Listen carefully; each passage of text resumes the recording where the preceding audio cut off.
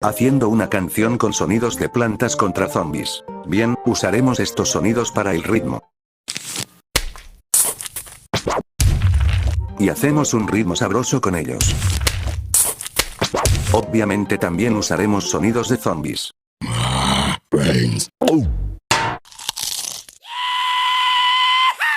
Usaremos el sonido de las monedas. Y haremos una melodía. Lo mismo con los soles. El loco Dave será nuestro rapero estrella.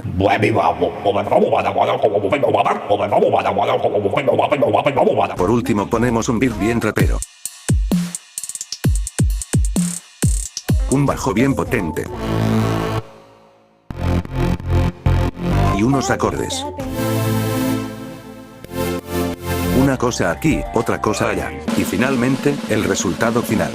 Dale play, maestro.